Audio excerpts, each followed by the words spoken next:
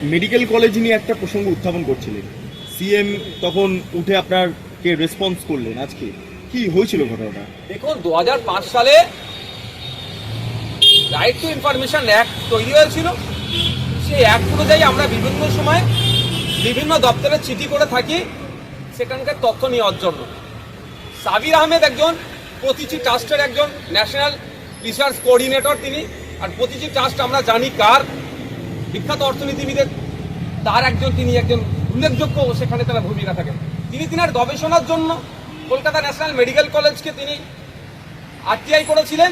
কিন্তু দুর্ভাগ্যের বিষয়, আরটিআই এর প্রতি উত্তরে যেগুলো চেয়েছেন সেগুলো প্রোভাইড না করে সাবির আহমেদের ধর্মীয় পরিচয় জানতে চাওয়া হয়েছে, তার নাগরিকত্বের প্রমাণ দিতে বলেছিল। এই সাবির আহমেদ কিন্তু হঠাৎ একজন, তিনি আরটিআই করছেন না, তার লাইফে প্রায় 2500-এর অধিক আরটিআই হয়ে গিয়েছে। তিনি বিভিন্ন সময় বিভিন্ন দপ্তরে, স্টেট গভর্নমেন্ট না, সেন্ট্রাল গভর্নমেন্টেরকেও কিন্তু তিনি আরটিআই করেছেন। সেই সময় যথাযথভাবে তাদেরকে তার যে আপনার যেগুলো জিজ্ঞাসা ছিল সেগুলো দিয়েছেন।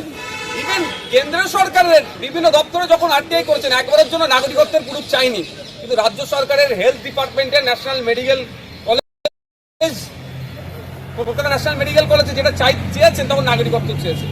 এই প্রসঙ্গে আমি জিজ্ঞাসা করেছি মিনিস্টারকে তথা মাননীয় মুখ্যমন্ত্রীকে বলেছি এর ভিতরে কি ষড়যন্ত্র আছে, এটা তদন্ত হওয়া দরকার, সেই বিষয়ে আলোকপাত করেছি।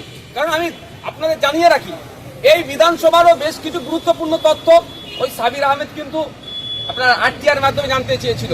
বিধানসভার সচিব, স্পিকার স্যার বলুন, যে কর্তৃপক্ষের মাধ্যমে যথাযথ উত্তর দেওয়া হয়েছে, কিন্তু ওই ক্ষেত্রে দেখবেন উত্তর দেয়নি। না উত্তর দিয়ে তার নাগরিকত্বের পরিচয় চেয়েছে। এটা কোনোভাবেই কাঙ্ক্ষিত নয়।